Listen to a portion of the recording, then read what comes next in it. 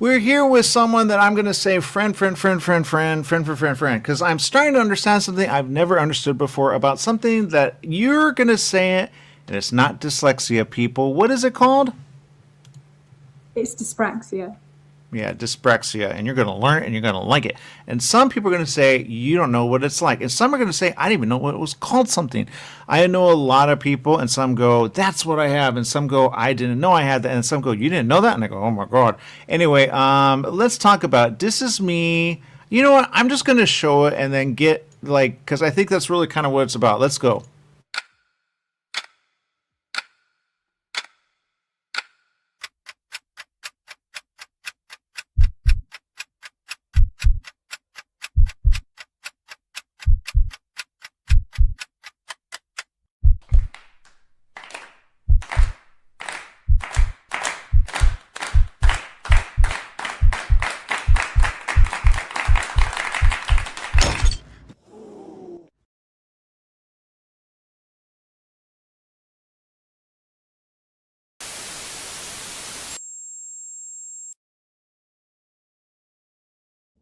I bet you're going. Imagine living with that. Okay, let's talk about it.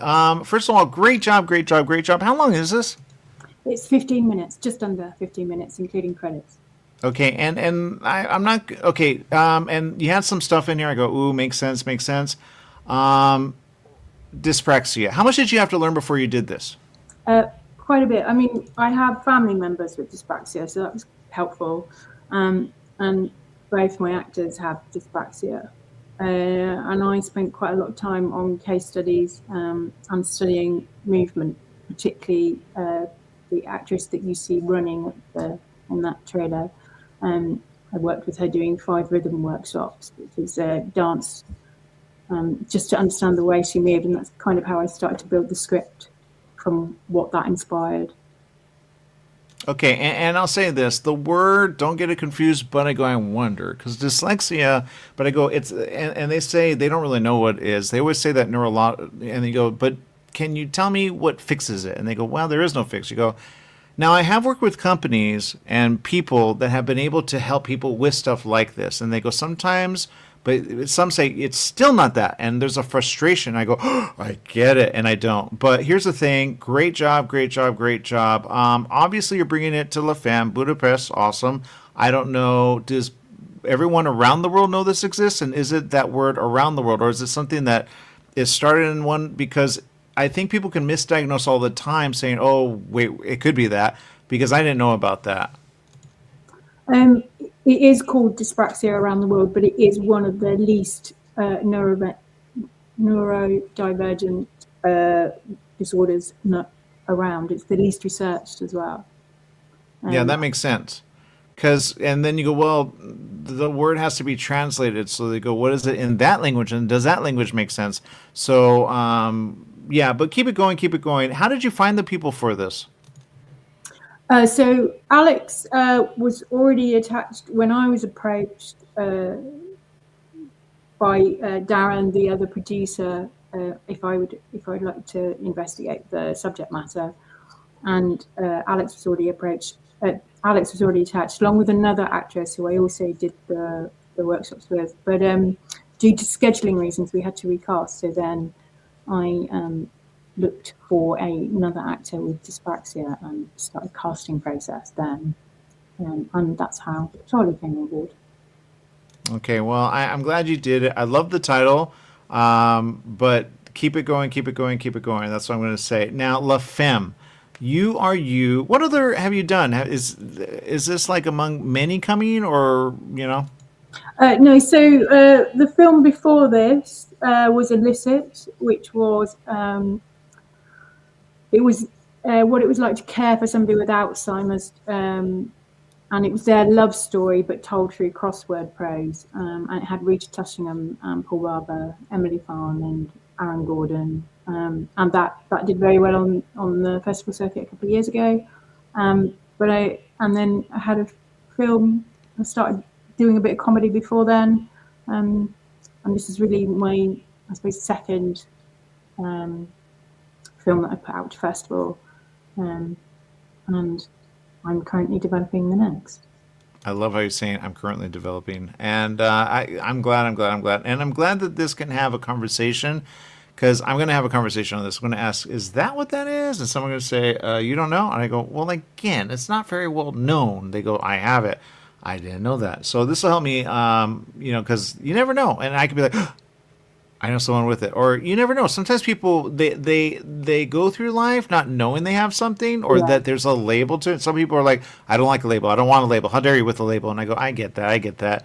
But yeah, dyspraxia, I think I've heard it in passing, and I literally thought it was something else completely different. But if you were to explain it to someone, and have you ever had it where you see someone, you go, oh, they have dyspraxia. You don't know that? Because sometimes families don't know and people don't know. That's what I'm finding. That's a thing. Thank you. Because yeah, I've been in the room where some get really upset and they're like, going to school and they're going, people tease me all the time. And I go, oh my God. Because I've seen that before. And I go, oh, I get it. Because I thought it's hard to explain. Label, label, label. I hate label. My sister is labeled all the time, but she's really but I don't think she has this, but you never know. yeah. Um, yeah. So, in a very broad nutshell, it's a developmental disorder that often affects physicality, how to sit in a chair, how to walk from one space to another, but it also affects sequencing. So how somebody might remember how they got home. They might miss out a street and not remember that street, so then get lost.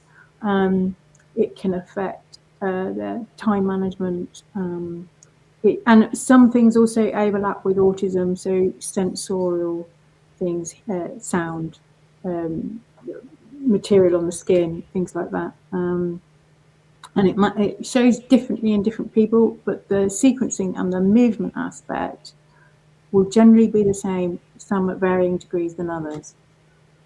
Yeah, I've seen that. And I think, okay, I don't really know. I don't know enough about it. I'll keep it to myself. This is me is awesome. I'm going to play it one more time for people and go, is it like that? Here it is again.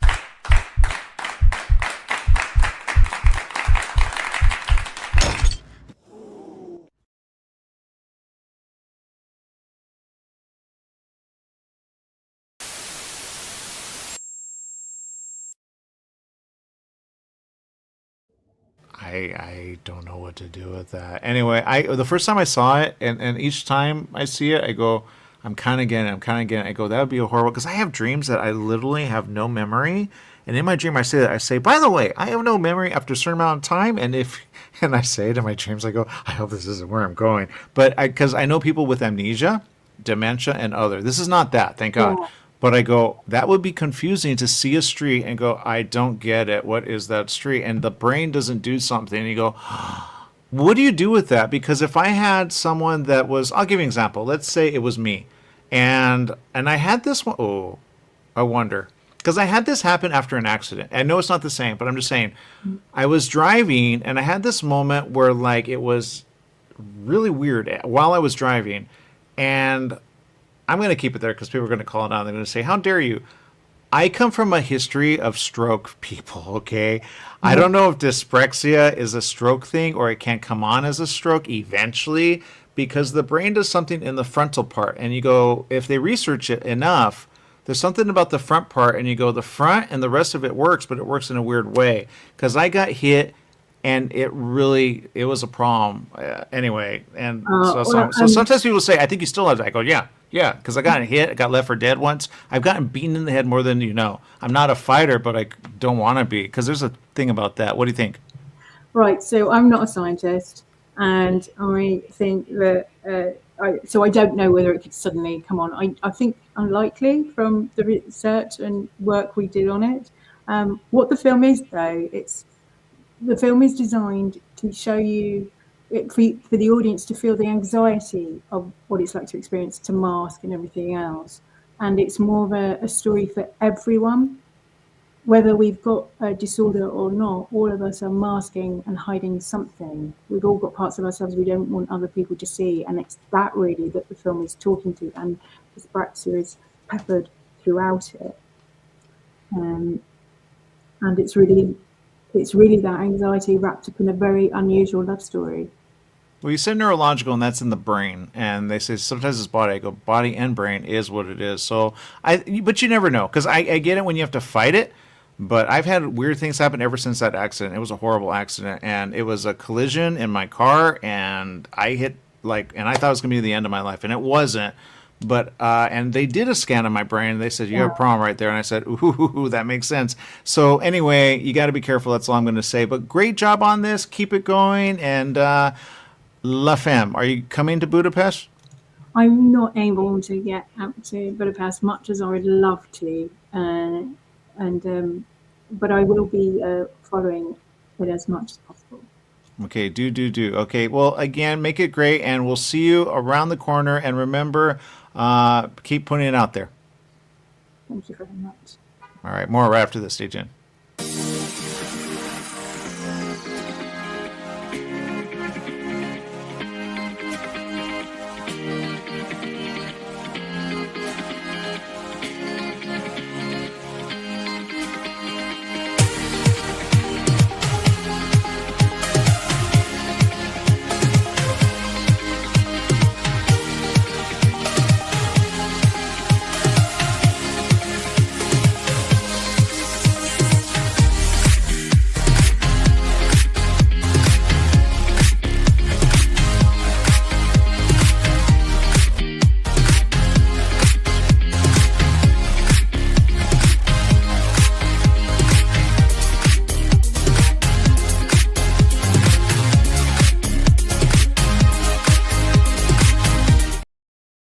Okay, we have with us, okay, I will say this. I'm going to read this and then you'll understand. It's called Till the Sun Sets, the day before the asteroid struck the Earth, a long time ago, the dinosaurs, you know why I leave that number out? Because no one really knows. They estimate it. You never know.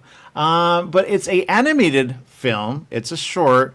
How long did this take to do? Great job. And have I met either one of you? No, I haven't met you, Charlotte. I haven't met you. Okay, you look familiar. That's all I'm going to say. But you might have a twin. All right, real quick. Let's talk about this. How long did it take to make? So this was our third year final film for Arts University Bournemouth. So it took us maybe 6 to 8 months to animate in full, but it was the pre-production phase and the actual animation phase as well on top of that. So it was like half and half. Okay. And Charlotte, was it like something you go, thank you, yes, or no, no? Sorry, what was that? Oh, sorry. Okay, this is a animated. Did you draw it? Did you write it? Did you do it in like a computer? Did you do it on your pad? How'd you do it? Yeah, this is all hand-drawn animation, but digitally, so on like computers and laptops and things. Yeah, it's all hand-drawn stuff. Okay, and I will say this. How long is it, by the way? It's around 2 minutes, 43 minutes. Yeah. Yeah. Would you do it again?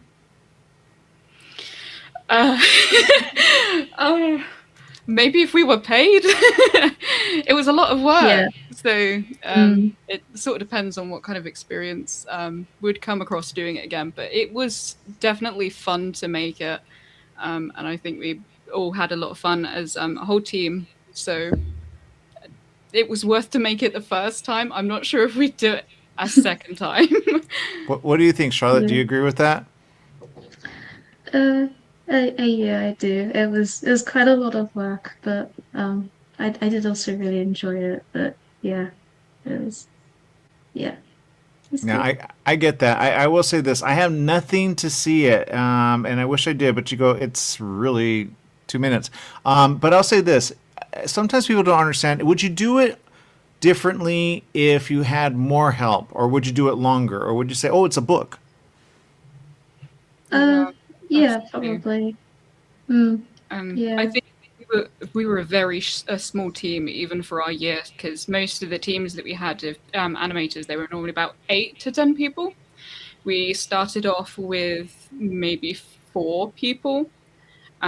So if we had more people to actually make another film, I think we'd definitely do it again because we'd have that extra support. But it was quite a lot of work on our small group to complete. So, but Well, yeah, and I we like. did. Sorry, I didn't mean to cut you off. I like the part where you said dinosaur. Yeah. Um, and since I have nothing to see it on, I'm hoping. I don't think anybody's gonna. Are you gonna give me a ride to Budapest? Maybe. You really? How are we going to get there? How does that make sense? You don't know geography. Sometimes people don't understand. I'm on the other side of the world. Are you guys going to go to Budapest?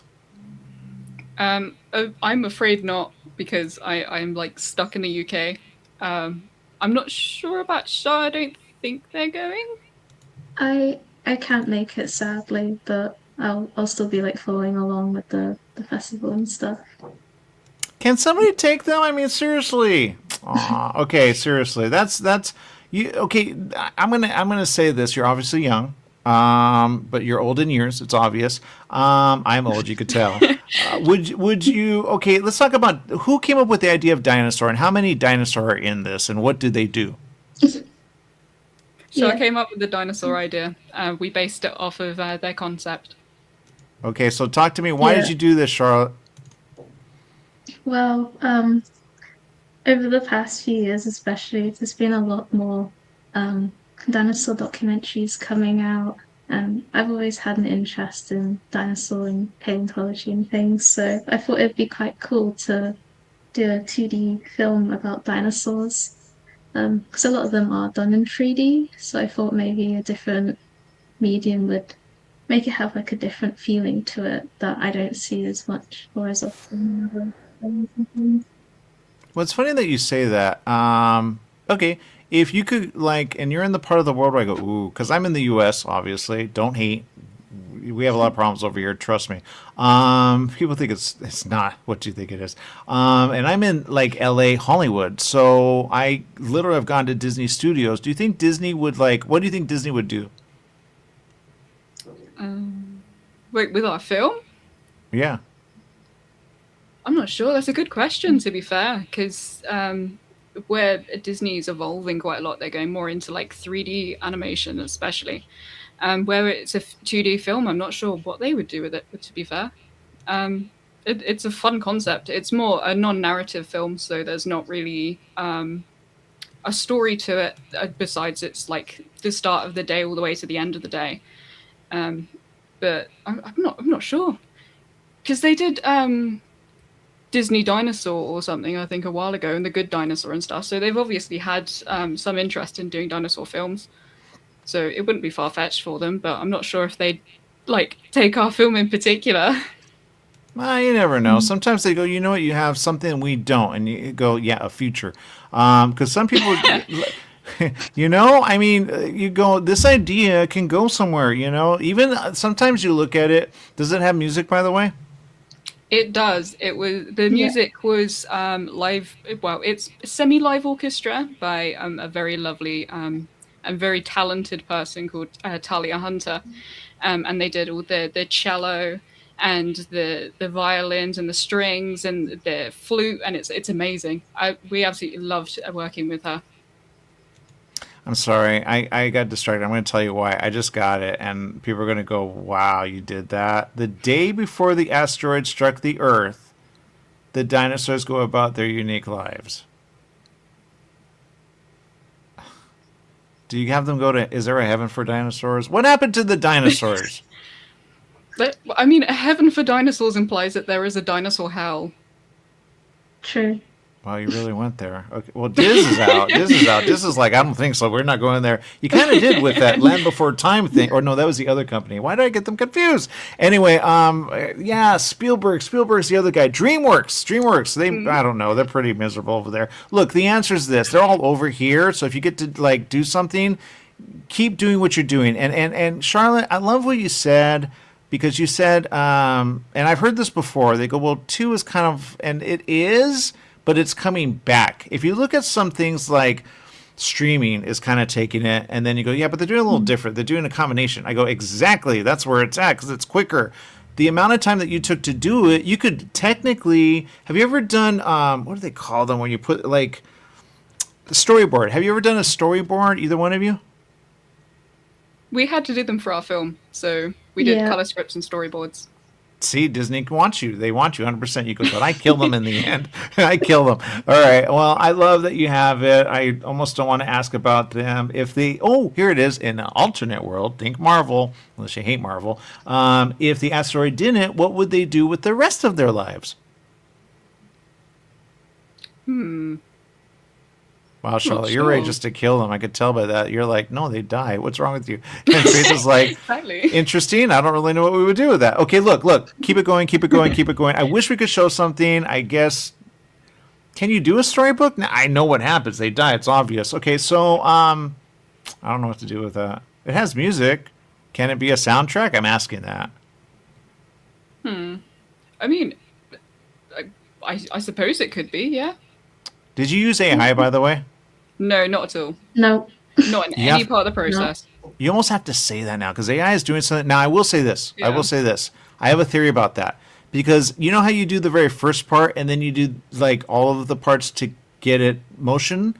I would love it if, and I think it can, if you throw your own art there and then it moves it to where the destination is. I know there's a program that does that, but it misses some frames.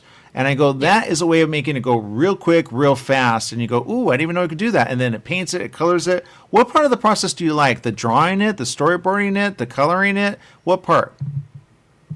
I think we both got in for it for the creature design especially. Because Yeah. I think the fun part of our film is that we had the dinosaurs and we decided to throw like modern patterns and colorations of animals. So like for the raptors in the film, we have the color palettes of foxes.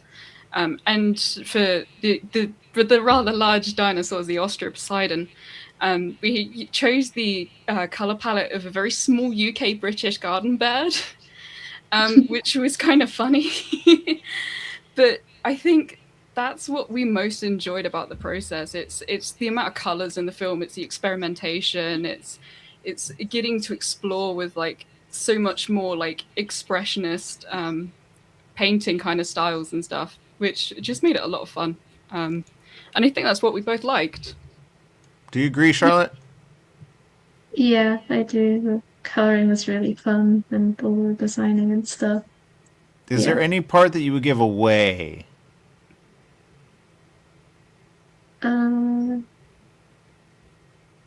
I can't I did struggle with compositing the film. There was a lot of stuff I had to learn very quickly for that. Okay. Yeah, YouTube, right? Especially if the device goes on you. People go, oh, I love digital. Not if it gets rid of your work. Did that ever happen? There was a brief moment where there was a shot I was working on, and I don't know why this happened, but we were animating on Toon Boom Harmony, and for some reason I had 2 files with the same name, and it just moved all of the things I needed into the wrong file, and so it got corrupted, but I managed to fix it again, so yeah. It I remember happens. that. It happens. You go, I had a lot of, and sometimes you make the weirdest faces. I know because I draw, and I have a comic, and I've done stuff, and I go, and I want to go digital. I do. I watch people that do digital. Oh, and can I say this? I'm going to recommend this to you both. Okay? Are you either one of you on Twitch? Thought about it, but haven't joined it. I'm What not, about- but some of my friends are. Yeah. Okay, go to Twitch, and then you don't have to go on there, okay? Get your parents' permission, whatever. But the point of what I'm saying is this. Sometimes on there, they show what they're doing as they're doing it. And you go, but I don't want the story out there. Then do some of it. But you'll find some very interesting people doing comics, doing drawing. Some does a web comic. Go there. You're going to find people there. Follow them. Don't subscribe, but you can make money on the side just saying, showing this is how I do it. And people, if they want to, and your family can, they go, how can I help you? You can subscribe. And then they subscribe for like, it's so much money. And I go, well, all right. But you can also be followed, but the stuff that you record, you go 8 hours on there and you don't feel like you're alone. But I will say this, sometimes it slows down the process. So have what they do, which is very interesting, 30 minutes of dedicated time. You don't talk to the people watching. And then after that, you just have a break, or it's a bathroom break, or okay guys, do you have any questions? And then they keep you there and you go, okay, got to go back to work, and you do it for another 30 minutes. I follow some people like this and I go, this is a great way to not be alone and be like, people actually appreciate this. There's some people I follow. There's one on YouTube. Anyway, I'm going to probably tag you. Friend me. I'm Aaron Michael Sanchez on there, okay? I have my whole name there. People go, why do you do that? Because I am who I am. But the answer is just keep it going, because I want to see what's next for you all, okay? And I will heart it. I don't have money. I cannot subscribe. I cannot give you money. But if you were to do the money raising, it's a great way to do it, okay? Don't do YouTube. YouTube is kind of dumb right now. But Twitch is what it's going on. And you go creative and art. You do those two categories. You do that pretty much. You show it to your parents. They're good to go. You can ban people. You can moderate. It's awesome. And then, oh, by the way, I want to talk about this because people are doing it. Thank God for coronavirus, and thank God it's there, and thank God it's not, because I don't want you ever to get coronavirus or anything like it. But now we're able to do stuff virtually and never be in the same room. Was there ever a moment where you were able to do it with everybody? Like if they were all in the same room, do you think it would have been done faster? Or is it easier going, hey, do you communicate that way or not really? Well, I think a lot of us were working from home a little bit on the film, mainly because not all of our teammates could make it on campus every day to work on it, but we were all quite active online, so I think it was all right in terms of getting things done and communicating.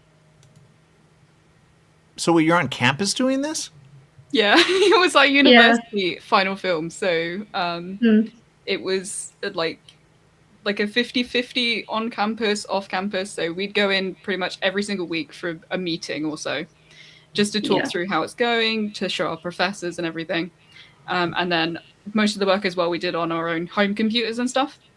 So then we'd share that over various different emails and social media things. And eventually we just made a film out of it after some work.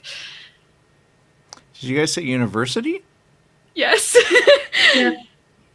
What do they do in Europe that we're not doing? We're stupid. Oh my God. All right. Anyway, keep it going. Keep it going. We got to let you go. I'm going way over time. But I know you have it, and I know you have it. Add me on Twitch, Aaron Michael Sanchez. I will add you as well. I have no one on there. I've been thinking about going on, but there are some people I'll recommend that you see. They do cuss. Don't cuss. Don't be that person. And then do a little, and then be like, people really like it. And then you find people that will support, and people will pay you. And then you say, family, can you support? And then they have to support because you're on there and you're going, I'm public. But don't be the person to talk about people behind their back on there, because it's going to. Anyway, yeah, that's all I'm going to say. Okay, make it a great day. Thank you very much for the meeting. More right after this.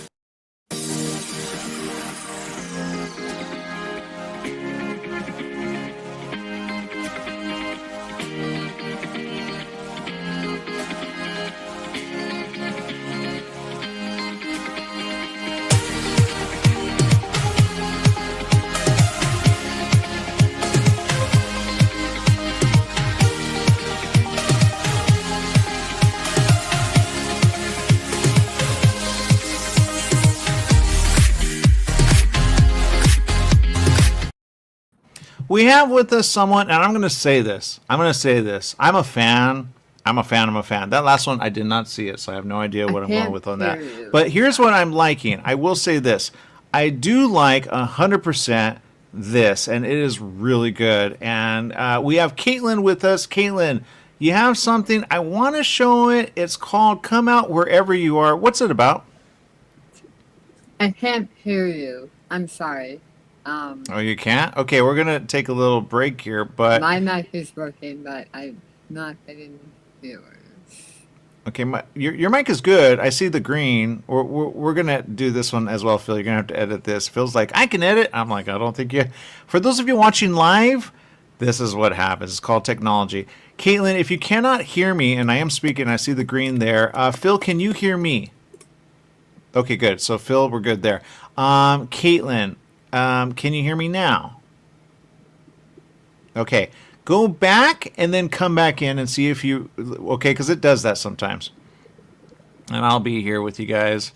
All right. Sometimes that happens. It's technology. What are you going to do? AI.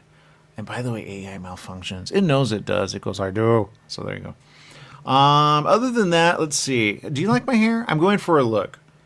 I have a theory about this, and you guys, have you seen those little cameras? I want them to sponsor. Can you guys hook us up? They're little cameras, and you hold them, but the quality of it, and what they do is they walk with it, and they do stuff with it. The audio's horrible. You can't use the audio. But I go, if you had the audio, could you save money on the video? Now, there is a thing about movement, and you go, okay, that's the limit, that's the limit, and that's the limit. But coloring, I think, don't turn on HDR, but keep it as what it is. And then do a movie with that, because I think you could do a movie no one would know. DJI has it. I forget what it's called, but it's really small, and it has this thing where it can balance it. But I really think, because I can see commercials being done with it. I can see a lot of things being done with it. They go, no, you need a big camera. I go, I still think you could do it with a little camera. There are certain movements that don't work. And if you know anything about film, I have somebody over at, what's that company? Well, it doesn't matter. But it was because I helped somebody produce their stuff. It was a music video, technically. And then they were going to do a film, but it was like a short, but she's dead now. Oh, my God. Anyway, what are you going to do? She tried to raise money. Didn't work on, but what are you going to do? My point is this. They said this, and I said, that makes sense. Oh, Caitlin's back. Caitlin, can you hear me now? Okay, I'm going to bring you on. Whoops, sorry. Do you hear me now? Yeah. Okay, and we hear you. Perfect. Okay, All so right. say you're gonna have to speak louder because some of these mics are not picking up. Say, "I love La Femme." I love the Femme. That's pretty good. Okay, here's what we're gonna do. We're gonna go back to break, and for those of you watching, this is how it goes, man. This is called. They don't really. I love it when at the end they show, but don't show this. Don't show this, Phil. Don't put this at the end. But at the end of certain movies, you know how they do all the outtakes. This is an outtake, so we're going to outtake. We'll be right back with more. Stay tuned.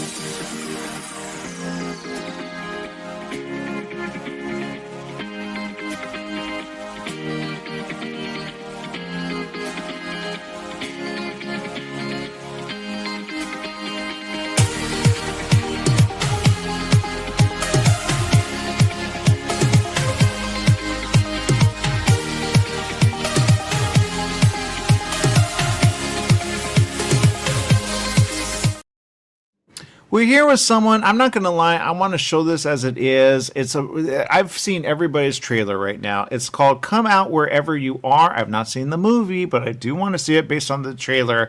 Caitlin is with us. Caitlin, what's it about? First of all, for my speech, I apologize, but I got cancer a little bit ago, but I'm in recovery now, so if you can't understand me, just ask me to repeat myself. But, Come Out Wherever You Are is actually based on a short story that was written by Dan Burns, who is also the producer on this project and the writer, obviously. But it's about this retired mayor from Chicago, and he's kind of forced into an exile in Montana, and he's a recluse. He's very much of a loner. But when he does enter back into society, something happens where there's no one around anymore, and it's kind of this kind of sci-fi Twilight Zone-esque kind of vibe, very ambiguous as to what is going on. That's what it's about. Okay, and you have to see it, and then you go, I want to see it. Here it is. It seems I've been running for most of my life.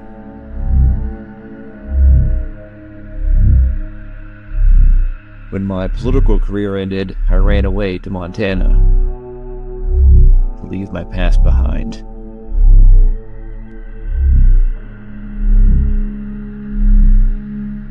After 6 years, my past came back to haunt me.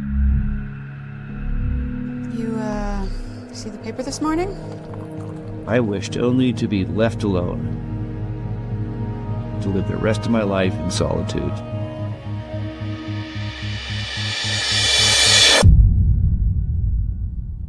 I should be careful what I wish for.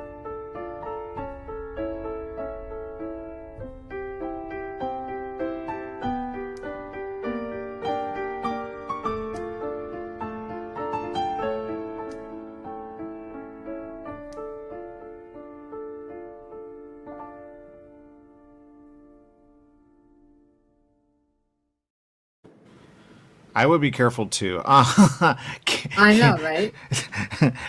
I saw this and I go, huh? And it's one of those where if you see it again, you go, oh, I just got something. And then if you see it again, oh, I just got something. So how long is this? It looks really good, by the way. Yeah. Oh, thank you so much. Yeah, we had an amazing team. Some of the most talented people I've met. And it runs, I think it's like 30 minutes and like 52 seconds or something like that. But yeah, it's a pretty long short. I think for short film, I think the longest it can be is like 45 minutes, technically. So yeah, we definitely played with that a lot.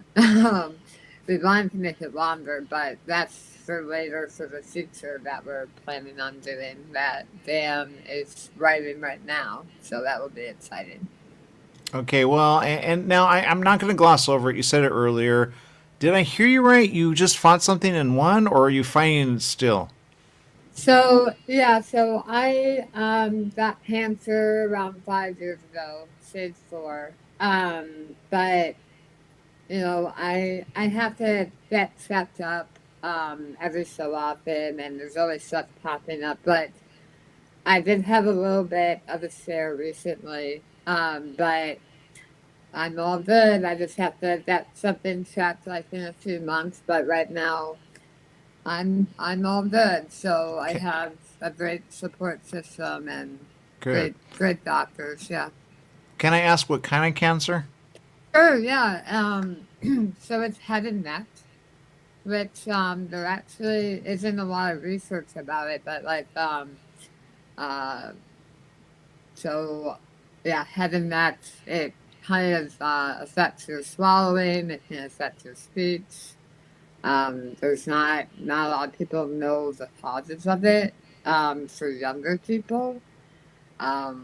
Which like so I only know like one other younger person that like around my age that has it. The rest are a lot more mature, we'll say.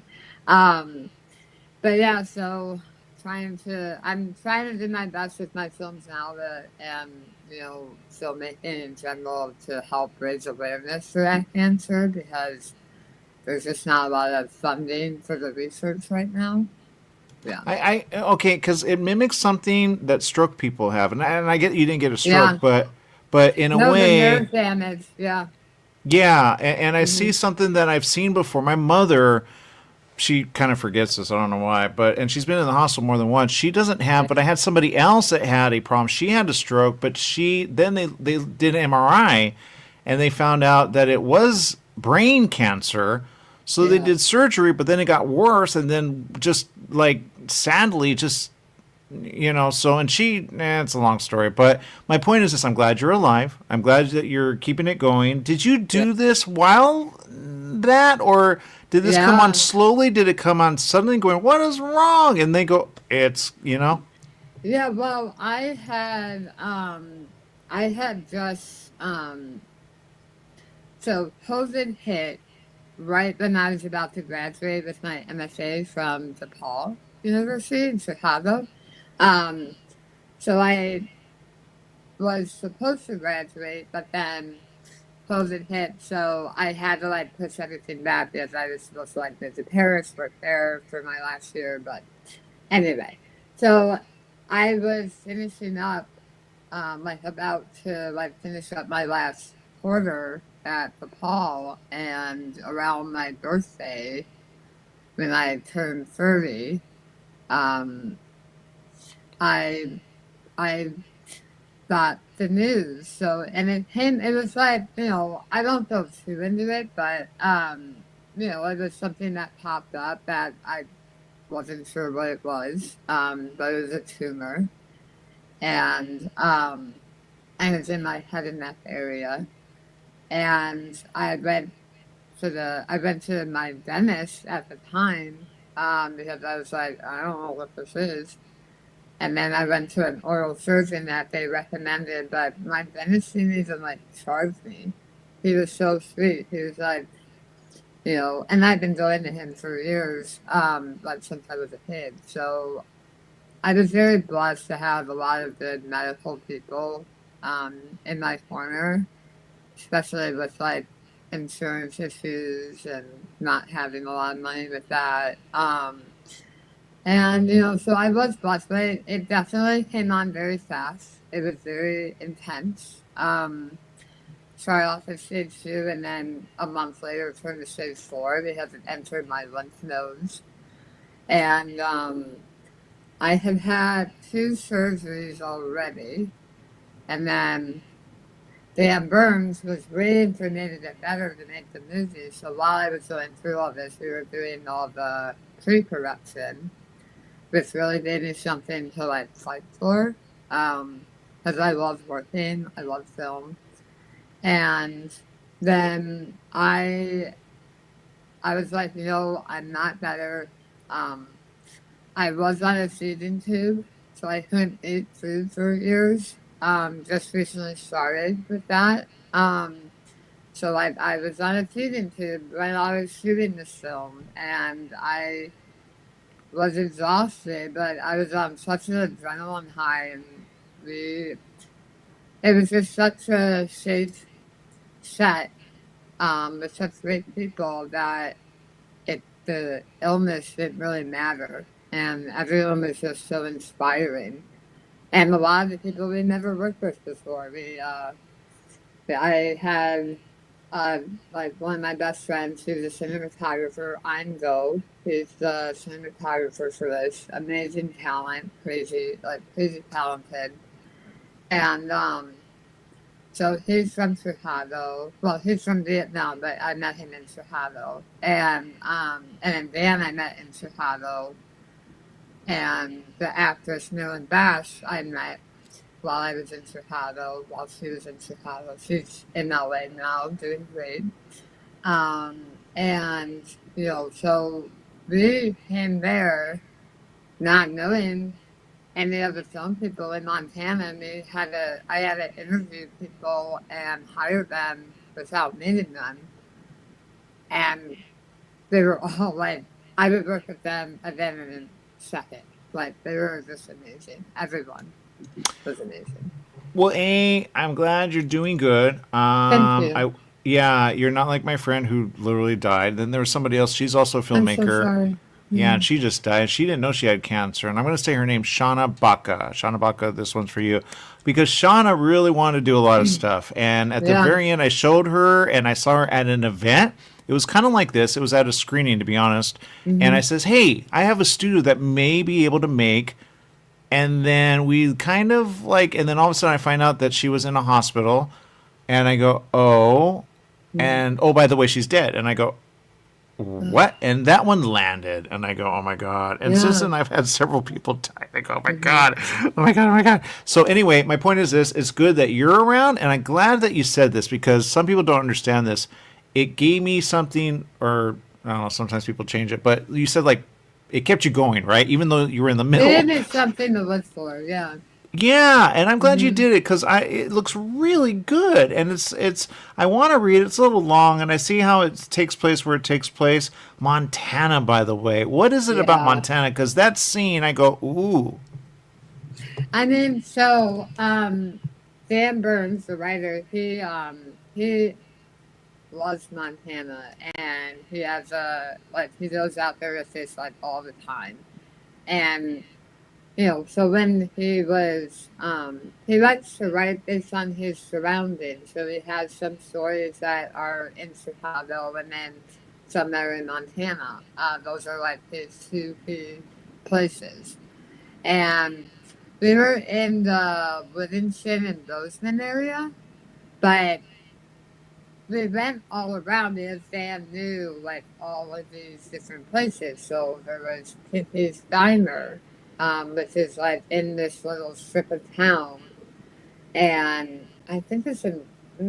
Is it in Wellington or Bozeman? It's in one of those. I'm so bad. I'm worse. I'm worse. I know, female brain, but yeah, the Montana. It was so beautiful because we. And one of the scenes where he's walking in the field, that was like in the middle of nowhere. So we couldn't even have cell phones. We had a satellite phone. That's how it was. Yeah, so that was a little. Did you ever feel like in the area if something happens, we have a story? Like, there's some areas you go, it's weird when you don't have a phone, you're in the woods or you're near we like. had a camera. The camera worked, so might as well film it. If something bad happens. You're like, write it. If you feel it, write it out. What would happen? You go, oh my God. Then you're out of it, right? You're out of it. Anyway, I appreciate you so much. Thank you for coming. Are you going to be able to travel? Are you advised to travel? Are you advised to like rest, relax, or what? So right now I can't travel by myself just because it's not safe for me. Just because like sometimes I still have like episodes where I get faintish.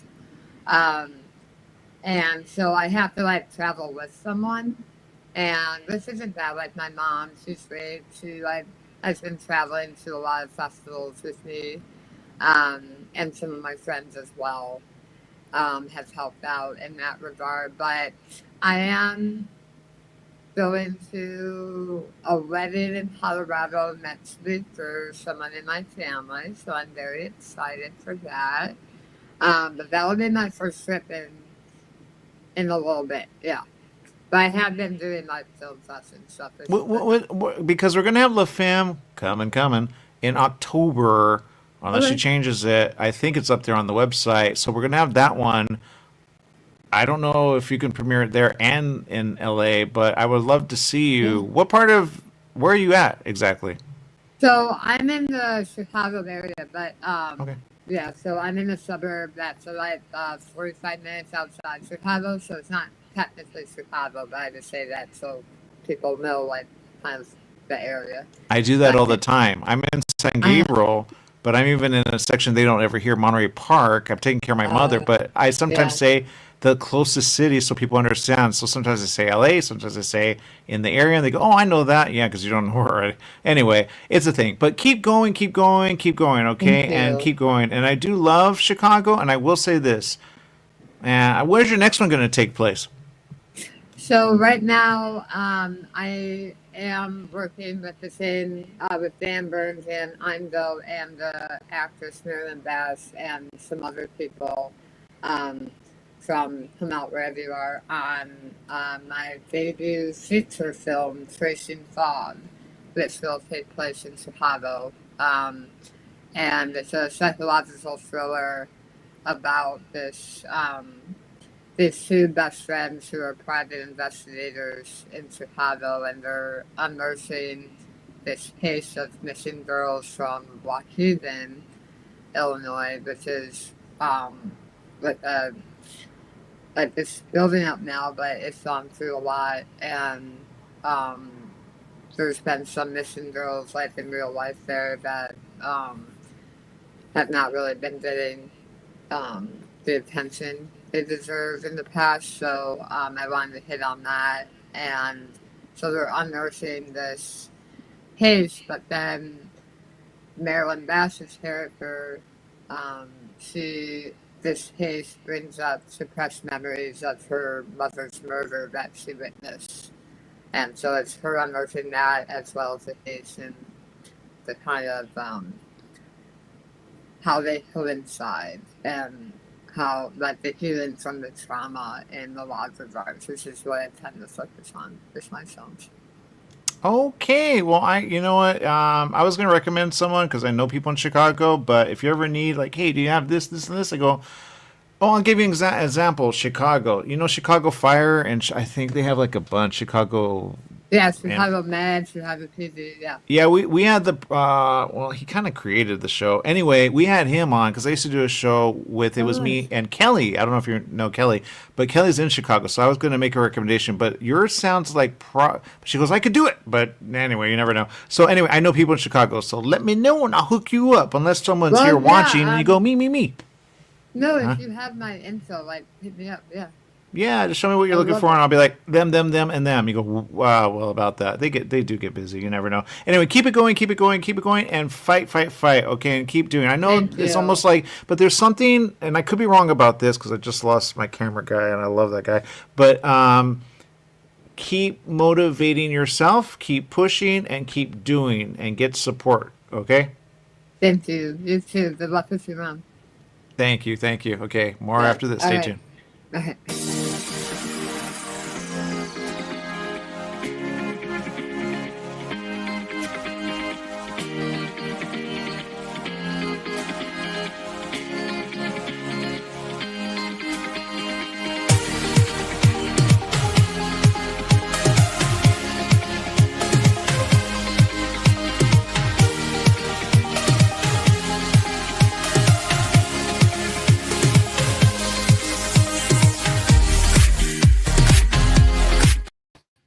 Oh, you are like the person of the something. I don't even know how to explain. I had someone look at this and they said, I'm a fan and I want it. And you know, and all I'm going to say is, man, do you have it?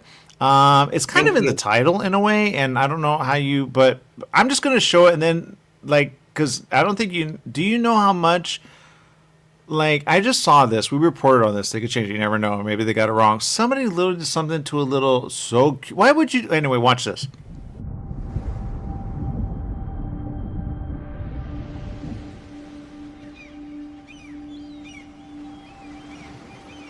Our coastlines are meant to be places of refuge for marine mammals. But often, they tell a different story.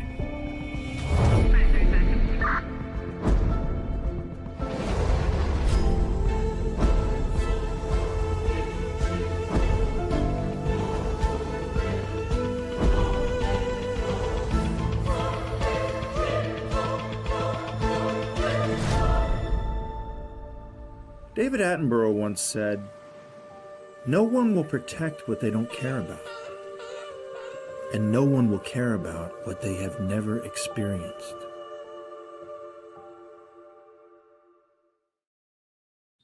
You know, you're like the favorite person ever right now. If I were little again, I would have friends that'd be like, "Can I meet her? You know her? What?" And then you got some people part of this that are like kind of known because I've seen that name before. But how did you get this, Linda? Well, it's a long story, but long story short, like it made me a little emotional because it still does.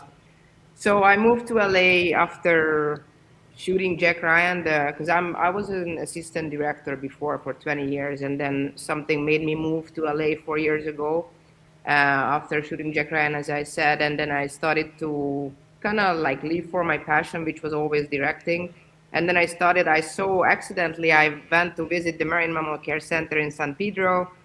And then I fell in love with the whole organization. Like right in the moment, it just touched me so much. So like I asked them like, how can I work here? And they said, well, you have to volunteer. And I was like, okay. So I filled up the form, and then like they reached me out a couple of months later, and I started to volunteer. And then it's just like, you know, it just made me more and more into this whole thing. Like I couldn't stop, like dive deeper in this. And then I became like a Pinniped Patrol. I rescued my first ever sea lion, Romeo, like a 400 pounds male at Dockweiler Beach. And then it's just like, you know, like it was such a big moment. I could not continue like going deeper. So then I became their content volunteer, obviously with the 20 years of being in the film business, working alongside amazing directors like Ridley Scott and Ron Howard. You know, I learned a lot during my years. And then I saw like every single Wednesday when I go volunteer as an animal care, I see things that people don't see and don't even know about. So like every second sea lion or seal comes into our our hospital, they have a bullet in there, like either 1 or 50. Like I've seen cases when the body was full of bullets. And then I, like, I started to like do research, and then the CEO John, he hired me for this project. He was like, "Can you please like do something for us?" And I was like, "Man, I'm so happy to do it, because I already started to work on my own movie, Whisper in the Wind: Warriors of the Ocean." So I put that aside, and then I started to like pay attention to Rocky. Funny enough, I had a lot of footage of him because I was shooting for my original movie. So, I was just like a couple of months amazingness. And then the fun facts about the movie is that the sea lion barking that you hear in the movie, that is actually Rocky, because I recorded Rocky while I was there, while he was with us. And then I had to like be at the other side of the camera. Like, yeah, I've never been a cinematographer before, but I realized like I'm working with wild animals. That is like, it's impossible to like call my favorite DP like, "Hey Adam, can you please just hop over and then shoot these scenes for me?" This is like, it's random. It's a whole new thing.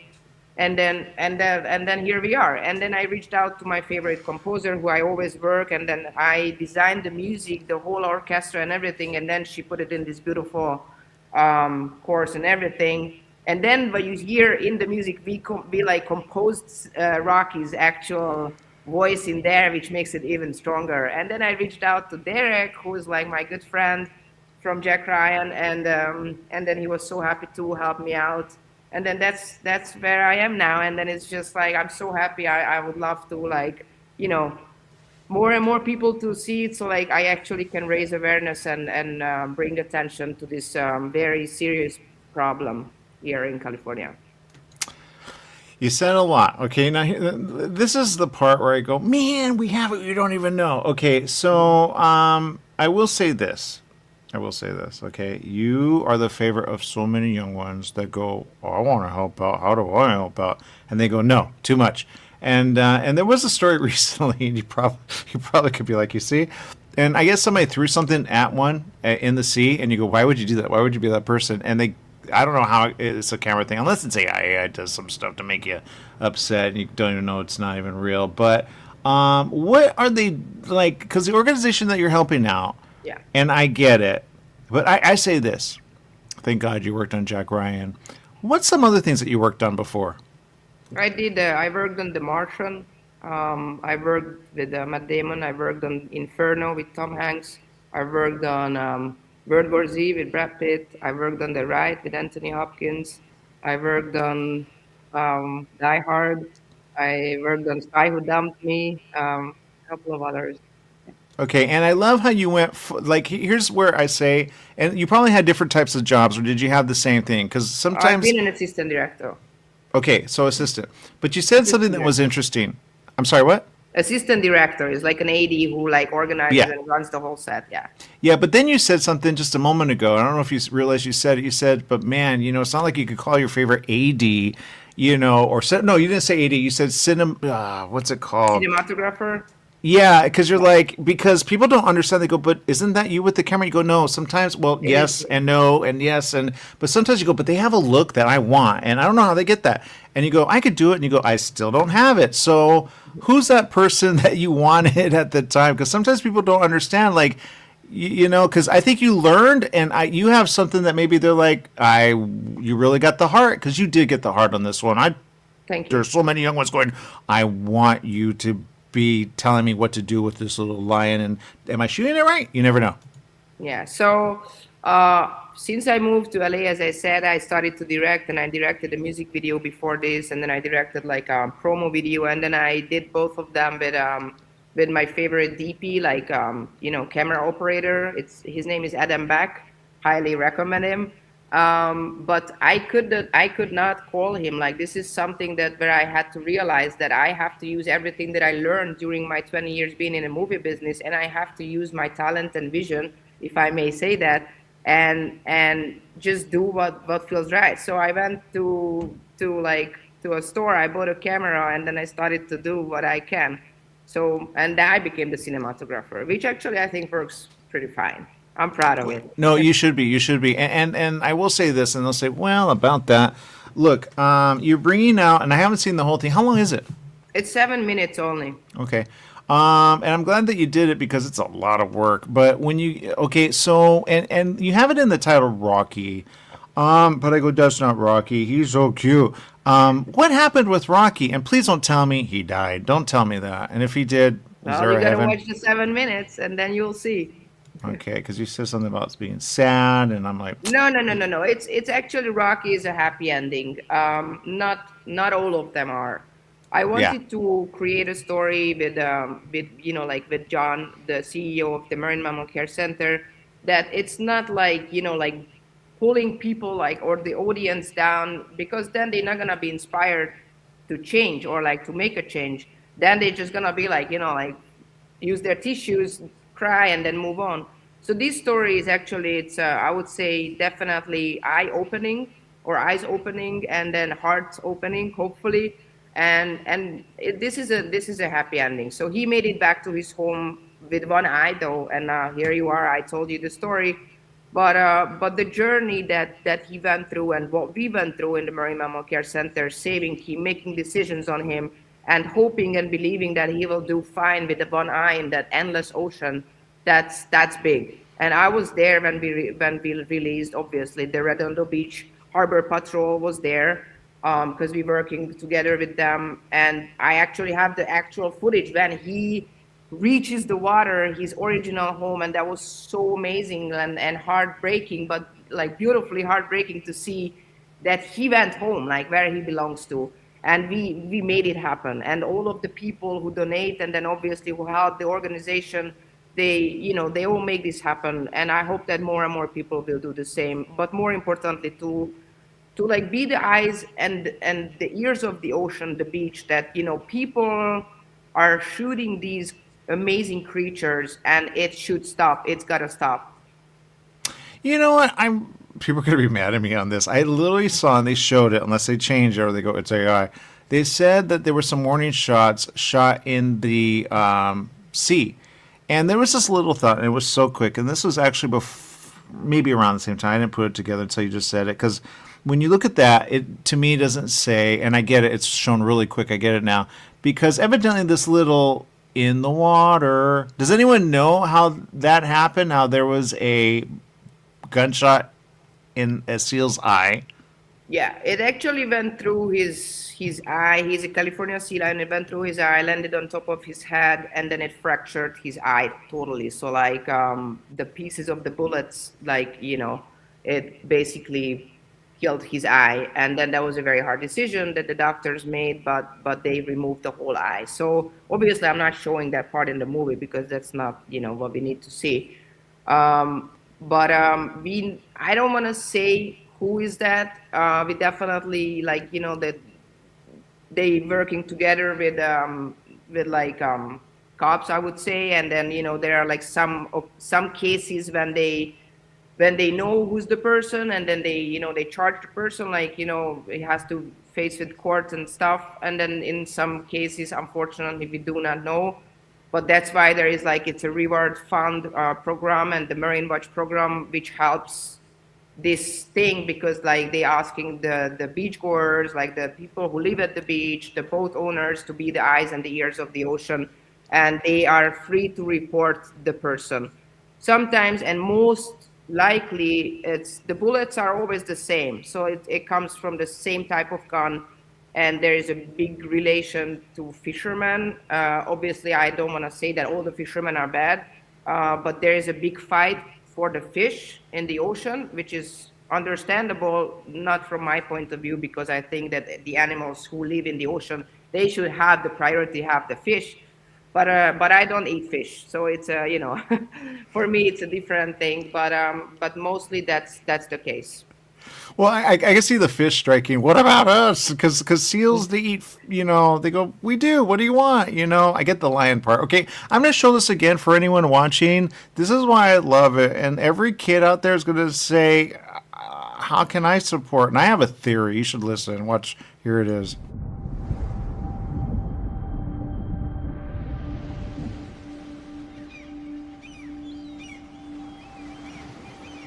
Our coastlines are meant to be places of refuge for marine mammals. But often, they tell a different story.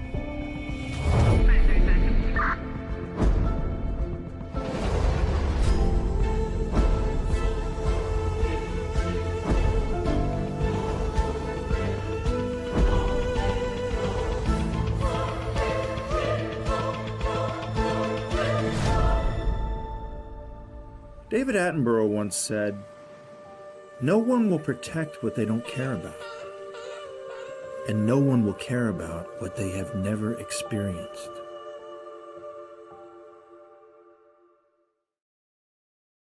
How I turned them in, man. Kill them. No, I'm kidding.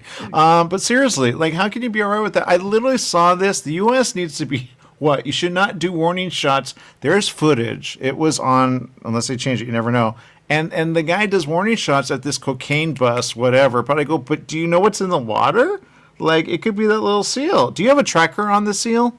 No, we do tag them. So we have the numbers, and then we can always, like, bring up, like, who was that, because we named them, and then we know, like, for example, we had one big male sea lion, Confetti, and then we released him, and then 2 weeks later we saw him at Marina del Rey, and then 2 weeks later he showed up at Redondo, which is nice because we see them, like, they're thriving, we see that they're doing good. Obviously there are some who unfortunately had to come back for us, and then we saw that, oh, he was here when he was a pup, and then now he's back again because he has an entanglement or something. So we don't track them live, but we do who they are, unless they lose the tag. I have a theory. I really do, and they would support it, because if you hook up a camera the right way to a seal, they find things you'll never know. Okay, there is a way to do it to not hurt it, or like with any of the skin, there is a way to do it. Sometimes it comes off, but when you find them, you go, oh, there you go, and they go, all right, and then they're your little investigator, and they investigate things you don't even know. Oh, and, I would love that, but yeah, we don't do these things. We want them to just, be very careful with but military will they'll say, and there's a story about that, I guarantee it. You put a camera on a seal, they go everywhere, okay? Yeah. And they see all kinds of things. And sometimes they check out something and you see them look and they go, okay, and then they go, uh-huh, because they know illegal. And they know them. They go, I know you're illegal. And that person who threw that, it's a thing. It was on this ABC, get it together. No, but the point is this. There's a thing, yeah. Yeah, the point is this. Keep it going. You almost want, like, dark, like, and the seals, why are they shooting? They're seals. Well, don't take the name if you're not whatever. I'm going to have a fight over here. Keep it going, okay? Keep doing what you're doing. Yeah. Like, anyway, and the people that you have a part of this, I like how you put them, you go, it's a 7-minute. They go, even better. Keep it going. Have them at wherever. Oh, and are you going to Budapest? No, not now, unfortunately. I was supposed to, but then something came in, and then I'm still in LA now, and I'm gonna fly out at the end of July to see my family. I really wanted to go to this to La Femme. It's a huge festival. It's a big opportunity, but and I'm very excited that they're gonna screen my movie. My mom and my brother will be there in the movie theater, and probably some friends as well. But unfortunately, I cannot be there now. I have duty here. It's okay. No, and I understand that, but bring it to LA. Do unless you take it somewhere else, even though it's short, and I get that. You go, why? But invite them out. They will support. And then have a poster of him. And if you can, I don't know if you really can. You go, why do you do this? On Twitch, they do it. There's an aquarium on Twitch, and you could watch the live one, and you could feed them, and you could give it's a great way to raise money. And there's little otters, and they're so cute. And so I follow them, and I don't have money, but man, oh man, they would take it. They would run with it. Seals can get mean, though. I will say that they can get mean. Because they have a way of saying thank you, and they just look at you, and then they have the eye, and you go, why would you do that to, especially when they're little? They're so little, and you're like, oh, does he have a family? Because sometimes they're family, they stay in an area. Or is he like, I'm single for life? Well, some of them, so they move in groups. We have a lot of pups now at the moment, unfortunately, because the moms, they leave them behind, or like, they go down, dive for food, and then they just get like disoriented or something. So we have a lot of pups, and those pups are actually feisty, man. I'm telling you, like one of them bit me the other day, just the back of my leg. I wasn't the most pleasant feeling, but I survived. But they very goofy animals, and I love them a lot. And I feed the elephant seals, who like the big ones, like the big eyes, and they're just so like lazy and everything. And then I feed them from my hand, and that's just honestly the most amazing feeling. I teach them how to eat fish and everything. And it's like there is probably I did all of these amazing movies, but for sure I can say that this is probably the best experience I've ever had. You can even do a movie, maybe not him, but like his friend, because I saw a couple friends there. I go, there's a reason. He's a player. Anyway, and he's a survivor, so play it up, man. Play it up. But, and you could do it where you're the person, you come in, and you're all like, I'm upset, mad, and angry. And then he goes, what's up? And you go, what's up? And then there's a gunman, and there's your story. All right. I will hit you up for the script. Thank you. I can do it. I really can. All right. Make it a great day, whatever you do. Remember, life is worth living, live it well, and pray for little Raw. He's so cute. He's a Raw. I can almost tell you. Raw. He's a survivor. Okay, we'll be back with more after this. Raw, raw, raw.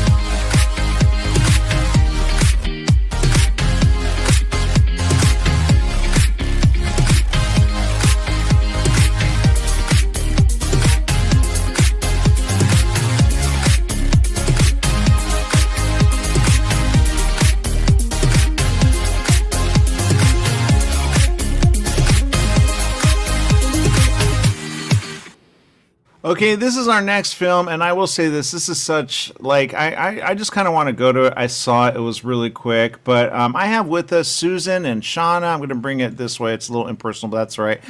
You can stretch. But real quick, opting in is something that I go, ooh, you almost want to see. Can I just show it real quick? The trailer? Yeah. Yeah, absolutely. Okay, here we go. There's always a moment right before each first date when I still believe in possibility. God, I sound like a Hallmark movie. I kept holding on to that, even when it felt ridiculous. Women play checkers. I play chess. Guess I'm just still looking for my queen bee. I could be a queen bee. I can hook you up. Friends and family discount. Is this a sales pitch? Then this guy showed up who actually made it feel easy and right and perfect. But perfect isn't real, and I never saw it coming. You wanted this.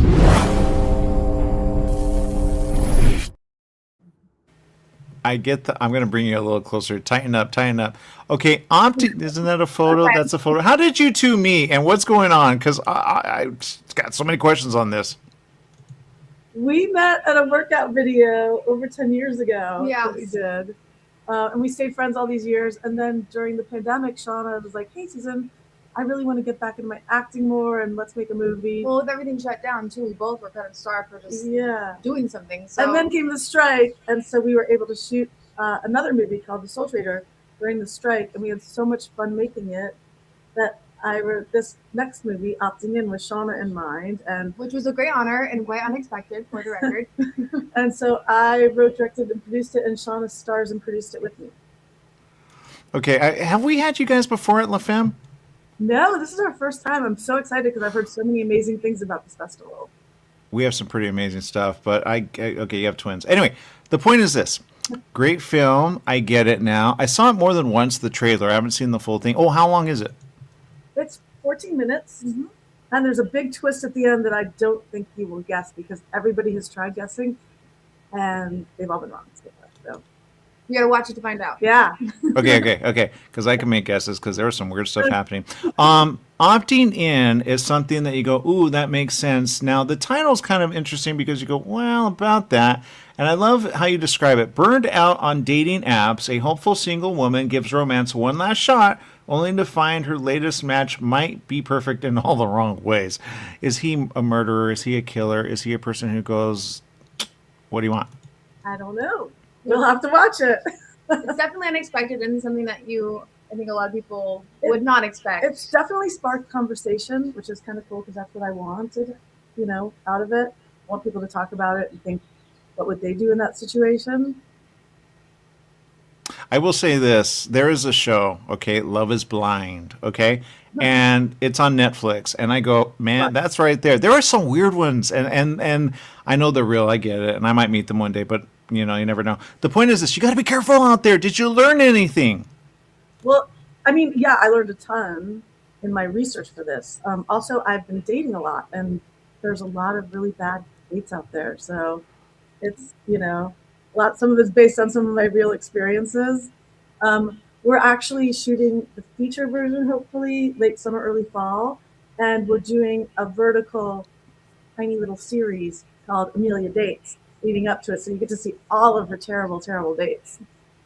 Okay, and there was one, and they did this because I guess it was going around, especially around 2020. They go, you don't even know, and there was one. It was really good. Anyway, you both are really good. Budapest. Are you going to Budapest? I'm going. Susan is able to go. I wish I could, but she's acting in another movie. She's just being modest, but she's very talented and in demand. So, and I can see why, because I saw something, and it's something in your face. You make these little subtle things. Some would say, well, yeah, it is subtle, and then in some ways it's not. And you go, that's really good, and it's really like, and then you took a turn. I go, wait, what? And the guy that you actually got in the end. Because, again, he's playing a role. He's not really that way. Like, how did you find him? Phil, first off, he's a fantastic actor. Phil Lubin. Shout out. Major shout out. Love you, Phil. That wonderful casting director that we were working with. She brought us to him, Jennifer Ricciazzi. Another shout out. All that casting. So, yeah, we were very grateful. And, I really appreciated what he brought to the role. And without giving anything away, the subtlety, and also for him, the specificity that he also brought to that particular character. I mean, of course, and being able to really be open. We had an amazing time. And I was lucky because he and Shauna had so much chemistry together, so it really worked for the role. And thank you for your kind words, by the way. Yeah, no. Well, I will say this. I know you're probably in something. When I look it up, I go, oh, no wonder. But I can see, well, here's the thing, and I hate to separate people because you go, well, again, and you said, Shauna, look, wait, I'm assuming, Susan, you're on the left, and Shauna, you're on the right? Susan, I'm Shauna. You're Shauna, oh, never mind, I got it mixed up. Okay, so Susan, you obviously wrote this, you can act, and I can say I've seen you in acting before. Have you done acting before? Susan or Shauna? Okay, who's the one with the colored hair? I'm Susan. Diner. I wrote, directed, and produced it. Yeah, that's what I said. Okay, so Susan, because you can act, I could tell. Oh, I've taken acting classes because I think it makes me a better director, but I would not cast myself in any kind of major role. Well, again, Shauna, you are obviously, and I think you could, both do something and you could play something. Like I would put you as something, and then, anyway, my point is this: you can do it, and then put in. You have a great assortment in just the trailer. I'm sure you have more, and ones you're saying there, you don't even know. Keep it going, because there are some weird. Go watch Love is Blind, okay? I've seen it as well. Yeah. Yeah, it's great. Which season do you know? All the seasons. All of them? All of them. Well, not every city, but definitely every season of the U.S. version. Oh, yeah. Okay. Did you see the one in? There are other countries that are in that. Yes. Okay, we had Nick Lachey, who's the host. Shout out. Yo, do you remember Nick? We had him when he was on another show hosting. I go, what are you doing hosting? You're a music guy. But and then there's the other one. I don't want to mention that one. Anyway, there are stories coming, but keep it going. And what's next for you? Well, next we're going to be shooting the feature version of Opting In. We're going to shoot that probably in LA, late summer, early fall. I've got other projects that I'm working on. I'm also a magician, so I'm ongoing shooting a documentary about women in magic. We also have The Soul Trader, which was the last movie that Shauna and I made together. That's a proof of concept for a feature that we're hoping to shoot next year. We actually have a call with the writer after this. Yes. So Mike Underwood. yeah. He's wonderful. And then, as Susan mentioned, I have will be playing a role in a wonderful feature in Atlanta. So that's coming up for me. And after we shoot the feature version of Opting In, I'm actually working with the Critter Camp Emotional Method and kind of helping with the support in person, which will be the first time here in the U.S. A 9-week performance based off of that particular acting tip and method. Okay, I know you with her hair. I know. Do you know Crystal Santos? No. Okay, because you remind me of somebody that I know. Okay, I know I'm going to put it. I'm going. There it is. Figure it out. It always happens late. Because I'm in the area. I live in the area, and anyway, that's all I'm going to keep. Real quick, by the way, you need to keep it together because it is awesome. I'm going to show it one more time because if you guys go like, wait, what? You can hire them and then just make it, because I get that you're busy, but man, you got to pay them. That's the answer. Pay them. Here it is. Again, opting in. Watch. There's always a moment right before each first date when I still believe in possibility. God, I sound like a Hallmark movie. I kept holding on to that, even when it felt ridiculous. Women play checkers. I play chess. Guess I'm just still looking for my queen bee. I could be a queen bee. I can hook you up. Friends and family discount. Is this a sales pitch? Then this guy showed up who actually made it feel easy and right and perfect.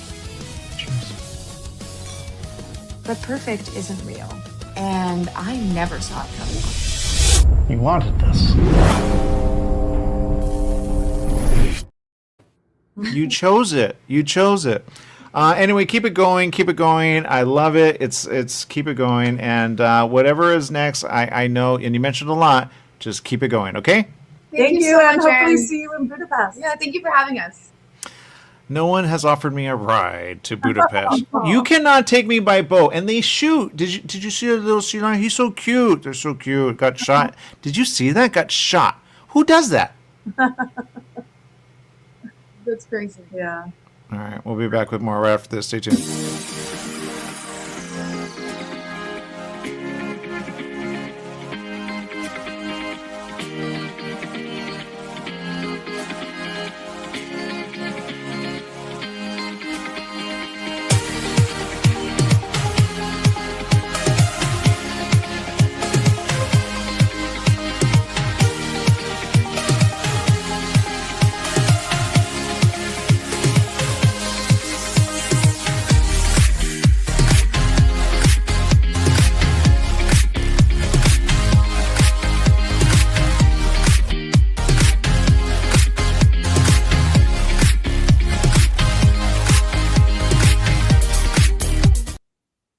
We're here with someone, and this is something that I go, ooh, you don't even know. Now, it is a pilot, a screenplay, meaning it is written out. How many pages is it?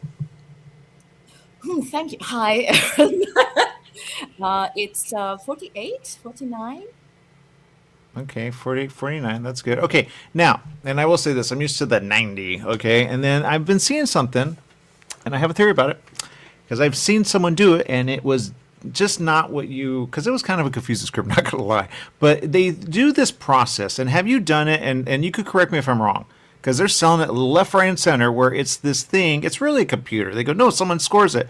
They do, but right now it's a computer, and it scores you like to 100, this, and this. And they have a competition, not going to lie. I was like, maybe, just maybe, and they give you, but they don't really, and it's kind of confusing. I go, you want me to what? And then they make you pay for the subscription. Have you done this? Do you know what I'm talking about? Not really, but I'm trying to follow.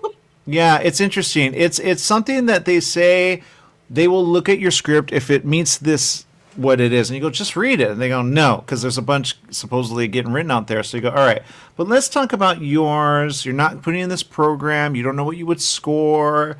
And I get it, because some people, you guys don't know what I'm talking about?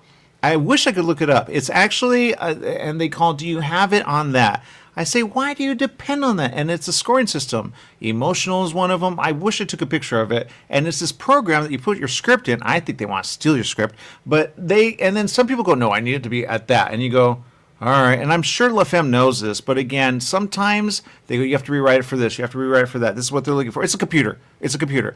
So La Femme says, look, we like it. We read it. We have so many submissions. We want you to be you.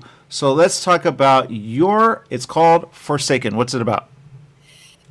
So first of all, hello, Aaron. I've been waiting here for, like 10 minutes or something. And I was wondering how long have you been doing this today? Like 6-7 hours? I'm delirious. Have you seen? I'm delirious. I woke up at 3 a.m., no lie, to do this. So, but no, you don't know about the program. When you see it, you go, oh, I didn't know that. People put your script in a program, and if it doesn't meet, you didn't know that? Honestly, no. It scores you. I'm intrigued, though. It scores you. I'm going to bring it up. It's on my Facebook. I'm going to send it to you. Okay, cool. Yeah, and when you see it, you go, I didn't know they did that. So, and I think you would score obvious. We don't do that. We don't put it in a computer to put you there. That's what my point is. In scripts, we look at it. I haven't looked at it, just so you know, I'm not on the team. And then they say, okay, you deserve to be here. And then, and I have not seen this happen, which is really, hey, I got an award for it, if I get an award, because there's other ones you're up against sometimes. And then with that, you can market that, I hope, and then say, look, they like it. Why are you putting in that stupid computer system? You know? Mm-hmm. Never heard of it. Interesting. Maybe worth looking into it. So I'll check your Facebook. And then if it's up, then I can steal the idea. It might be useful. So yes, our story is called Forsaken. And it's a crime thriller set in rural Hungary on the Hungarian Great Plains these days. It's sort of a contemporary story, but it's also quite universal. There are two female characters. The story is actually about them, two women bound by the same wound. On the one hand, there is Tunda, who's a 60-something-year-old fragile lady who's a caretaker in this small little Hungarian town, and who at a young age, in her late teens, got pregnant, but her son was stillborn. And that's at least what she was told. Later, these days, 43 years later, she learns that the son is alive. The baby was never stillborn. It was sold. So this missing piece of puzzle ignites this well-hidden anger and frustration and grief in her. And this sort of trivial-looking, fragile lady turns into a killing machine. And of course, at this point, I have to mention that this is a Central/Eastern European story. It's not an American story, and it is tend to be funny as well, because obviously we're talking about an older lady, so she must have joint issues, and the bodies are heavy. So it certainly creates a very funny circumstances. So she's our first female character. And the other one is Nana. She's a detective. She's 43. She's also from the same little town, but now she's sent back from the capital to investigate in the murder cases. She also has her traumas from her childhood that she keeps swallowing. Each trauma in her life she keeps swallowing. So she's always like 20 kilos away from her true ideal self. She's very competent, but really exhausted of being her own obstacle, in life. And what is important to mention is that this is definitely not a whodunit crime thriller. We know from the very beginning that Tunda is the killer. And the tension is not in the reveal, but in the collision of these two women. These two women who, in another world, could help one another, but in this one, they test each other to the core. And eventually, Tunda, the killer, is consumed by vengeance, whilst Nana learns to forgive, and therefore she can overcome her trauma. So it is tend to be, as I've said, a crime thriller, but with hopefully putting a very funny, witty, and dark, humorous filter on it. That's the plan. Okay, I will say this: TV. And I will ask this because I'm not going to lie, in LA it has changed significantly. And I go, ooh, it's almost like Netflix and some of the others are doing this. And you're in a part of the world where I don't know how it works there. But I'll give you an example. My mother would rather watch Netflix, okay? She wants to cancel it all the time. It's expensive. Some of the shows she's about, some of them not really. And my mother likes crime. Okay, now you said something, and I can almost tell you she's not going to like it. You probably would know this. Dark, funny. Okay, my mother doesn't get that for some reason. But here's what I'd like. Is it going to be, because it says TV pilot screenplay, Forsaken is a darkly funny Hungarian crime thriller about two wounded women on a collision course. Nana, and then it goes on further. So is this going to be done over in that area, or is it possible to also do it in another area as well? Just asking.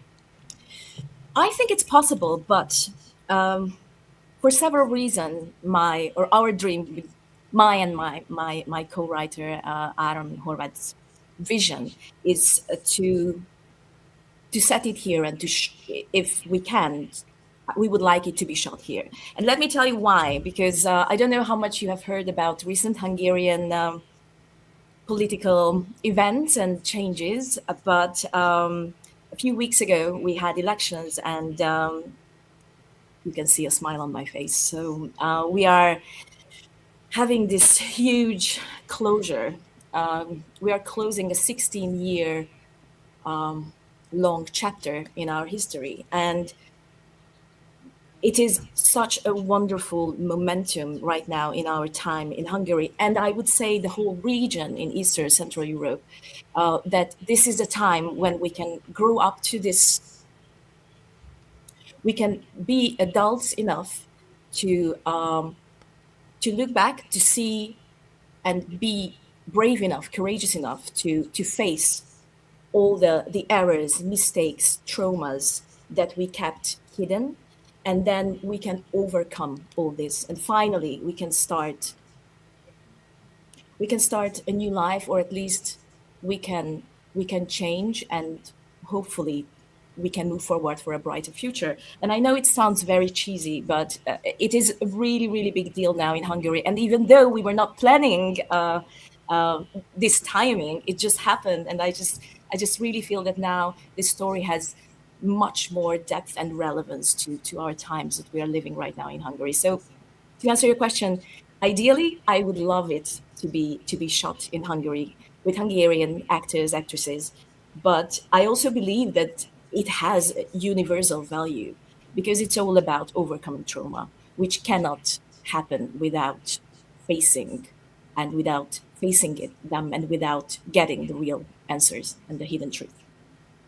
Well, it is selected, and it's selected among others. So I will say this: good job, good job, good job. I don't know who gets the award. They do give an award out, but even if they don't give an award out, don't let that be a thing, because just getting, in La Femme is pretty big. And I haven't seen it. I haven't seen any of them, so I don't have people go, "Do you have a favorite?" If I saw it, I probably would, but I'm not going to say that. They're all a favorite. No, I'm just kidding, because then you get hated upon. But here's the thing, and I love it.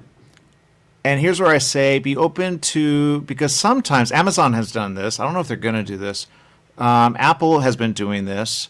They're looking for a type, but you go, if it's more that. Is there one that you go, it kind of fits that one, and that one? You know what I mean? But what's your question here? Oh, okay. Which streaming devices do you have? In Hungary? Yeah. Well, we have obviously Netflix, we have HBO Max, we have Prime, Amazon. Well, that's Amazon. I think we have all of them, really. Okay, which one do you subscribe to? Me personally, Prime, Netflix, HBO. I also steal my sister's subscriptions sometimes. That makes sense. Thank you for admitting that. Of course, it's family. That's the least she can do. But yeah. So from the top of my head, these are the ones that I personally. Now, which one do you think you would see your show on? I would say HBO. and Netflix. But really, it's too far ahead to be frank. And I'm just really, really happy that we have gathered our thoughts and courage, and we put together this pilot. It all started last October when the story was pitched at an international international competition, the series Rough Pitch here in Europe, and it won. So that was wonderful. And now when we saw that Lafif is coming to Budapest, we just thought that's the next obvious step, and it's a great initiative here in Hungary because, probably you know that Hungary has been on the map of international cinema for decades now. As a production hub, we have world-class studios and expertise and great crew. And I really hope that now that Lafif has chosen Budapest to be the place of the venue of this festival, I really hope that now Hungary is going to be put on the map of film for other reasons, for European voices, but even Hungarian voices and perspectives and I would say universal experience as well. So yeah, that's such a great opportunity. So we're very happy for Lafif to come to Budapest. And hopefully, I heard you can't come. Sorry, I can't. I haven't arranged a plane ticket for you. That's okay. I'll crowdfund it. It's gonna be for sure. Yeah, I'll crowdfund it. No, I have no time. No. Okay. Well, here's the thing. Keep it going. Now, here's just a recommendation. You can take it or leave it. People all the time. Well, I don't know, but I do know. So I say this: just keep it going. Be open to it being on streaming, and be open because they're taking a lot and they like episodic. And in a way, like my mother, she has discovered things that she would never discover on TV. But I will say this: is it rated like in that mature, or is it in that like for everyone, or is it for like what would you rate it? How dark is it? It's not very dark. It's just bizarre, and I hope and dare say witty. So I think it's for everyone. Obviously not for kids because, well, the ratings. But yeah. So, but yeah, I wouldn't say that it's. I would envision like somewhere between Fargo, which is pretty dark, but also Promising Young Woman, which is also pretty dark, but still conveying this Eastern European vibe through it. But I would recommend it to everyone, obviously, because it's a love project. So. Well, I look, if I go watch it with my mother in the room, I say, yeah. Sometimes you go, your mother's not going to like it. And you go, but here's what I like. I like that they dub. Be open to dubbing because dubbing is awesome. I know here it's good. Now, here's what I think should happen. Here, they should bring in the area from there, go back and forth, use people back and forth, and then you go, ooh, yay. And you almost have like a cross thing happen. And then, but I don't know. I know a lot of things have done that. And you said it. The area, I really want one of those videos because we here in the U.S. and our station is here in the U.S., but I really want it to be like, hey, we can do, and some go, no, we do business over there. I go, not with all of the area. So Budapest. Now, do they have something? Because I'm going to say this really quick, and I don't know if this is a thing. If someone gave you a project, does Budapest say, hey, since you are having people from us in the area, we're going to give you this? Do you know about that? They do it with people in other areas. Do you know about what I'm talking about or not really? Could you be a little bit more specific? Well, in the U.S., we call it credit, okay? So I'll give you an example. If I want to do a film in Canada, unless they change it, you never know, you have to get some people, a percentage that are in Canada. And then you have to film a percentage of it in Canada. Money likes it because they go, ooh, I didn't know I could get that back. You go, yeah, but, and then you go, so some are all right with the loss. You go, where are those people? But my point is this, I don't know if that area, because I'm new to Budapest, but sometimes I have, there's something that we have over here, and it happens every year, AFM, American Film Market. Have you ever been to the American Film Market? Okay, American Film Market, they also have one in Asia, but man, with Trump, you never know what's going to happen. But the answer is they sometimes say, and they bring in people from those places like Prague and some other things I could think about, and they say, hey, film here, we'll give you, and there's a percentage that we give back on your film. So you get the money, we give it back because you're bringing work here. Does Budapest have that? Absolutely, yeah. That's one of the reasons why it's so appealing. So yeah, definitely. We have How much did they give back? Do you know? No idea, but Okay. it has to be pretty a sexy number, I believe, because there have been so many projects. Eddie Redmayne is in town right now, shooting Jackal season 2, Dune. Well, so many. Even it's actually very funny because you can walk in the city and you can meet Hollywood stars walking up and down. So Budapest is really a place to be right now, I can say. So I'm sorry you can't come again. But yes, so going back to the credit, yes, this is how it works, for sure. Okay, and I'm glad you said that because that's attracted to some. Now, I have with some people, and there's one person that I'm tied to, and she's traveling, and she technically tells people, film here, film here, film here. So if I told her, hey, by the way, why don't you check the area out, go to the film festival, make a recommendation, maybe they can, but they have to get someone that knows, because sometimes they go, well, you're on the back burner because we have only so much to give you. And sometimes people don't understand this. Like here in the States, I'll give you an example. They used to have this in Louisiana. When we had Katrina, it was a horrible thing. But Louisiana says, look, to rebuild, we're going to bring in productions that's going to help us out. And we're going to give a certain amount of this, and this goes back to them, and this goes back to them. So all of a sudden, production, everybody was in Louisiana after the big hurricane happened. It was really bad. The levees broke, whatever. But the answer is, fast forward, you have not, thankfully, had a problem like that. I don't know what kind of problems you guys have had, because here in the U.S., we get a little. We don't get a lot. It's almost like we're on a little island right now. It's kind of weird. But my point is, just keep it going. Know what you're worth. Say, hey, if you bring me on your project, because I literally had that. One time somebody said, come film in Canada. And he said to me, oh, and I'm a writer, by the way. If you want, I can really bring it for everything. Because honestly, sometimes money does good in other areas that it does not. So it makes sense what you're saying. Did you say Dune is there? Yeah. Okay. See, I didn't know that. Yeah, I didn't know that. So my point is, sometimes we don't know where things are filmed. I sometimes ask my mother, hey, by the way, where was that filmed? And sometimes, oddly enough, Google knows. And I go, okay. And sometimes it gets it wrong. So my point is just know your worth. Since you are a writer, you are worth more if you say, hey, by the way, this backs it up, this backs it up, and this backs it up. Because now you're not alone. And sometimes it might be in an area which is next to you.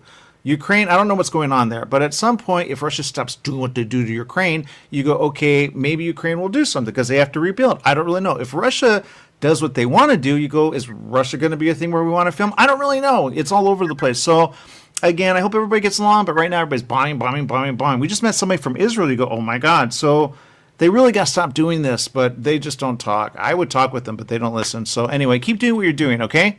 Thank you so much. All right, and remember your worth, okay? And know that. And when you put that there, say, hey, by the way, because you hire me and others, and you put the team together, then they say, oh, then we want to put our money there. That's what probably the big money is doing. That's why you're saying all of Hollywood is coming there, because Hollywood is drying up here. They would disagree with me, but man, oh man, do they need money. So make it a great one, okay? Okay, all right. Thank you so much, Aaron, for your time. Okay, it's awesome. Check it out. Forsaken. I don't know if you can check it out, but whatever. If she gets an award, yeah. I told you so. I told you so. There's something about you that I know is going to make money. All right, we'll see you around the corner. Bye, everyone. Bye.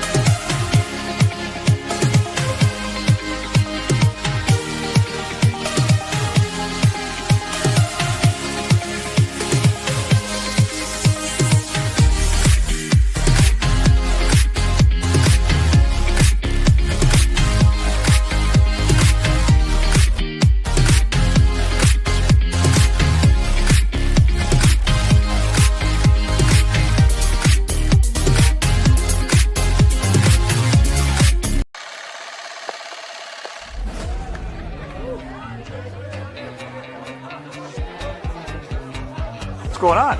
Well, we're here at the Femme Film Festival. We're really excited. It empowers women producers, writers, and directors.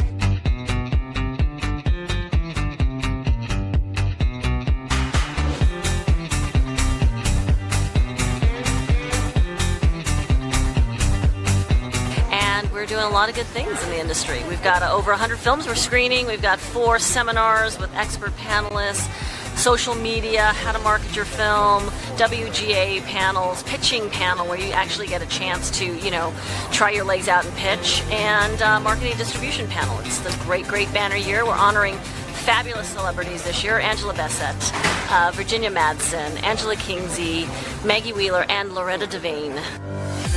Very nice event.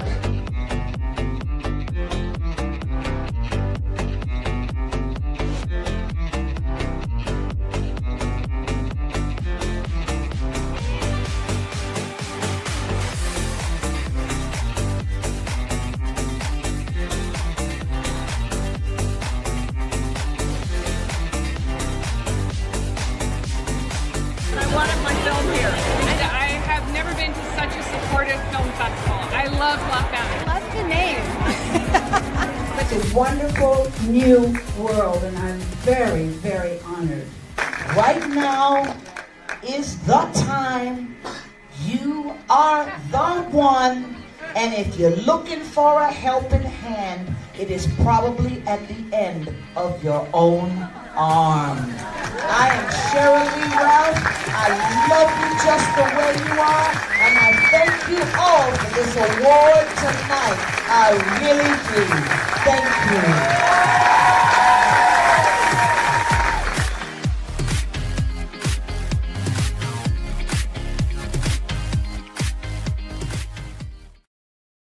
Here's what I'm going to say. I've lost it. I told you this. I've lost it. Usually I dress up. I do a tie. People go, why do you do a tie? I go, because never mind. We have lost it here in the States. There's war. There's a lot of things happening. So you got to be careful. But we're in Budapest. I got the call. And literally I was like, Budapest, really? I would go. I would really go. So I have to from afar. But you can as well, because I can almost guarantee you're not going to Budapest. I can almost, unless you're there and you're watching this, because they have been very supportive. They comment. Here's the thing. I'm going to bring something up here. It is a special one. Technically, you can go right now. It's really good. It's La Femme International Film Fest Europe. Never mind. There's a site. Okay, I'm going to show this, and you're like, can I click on it? I wish you could. But we have a few of this, but it's in Budapest, and I just literally, I'm not gonna lie, I'm one of those people where I had to see it, and I went to YouTube and I said, what's in Budapest? And then I said, history. Wow.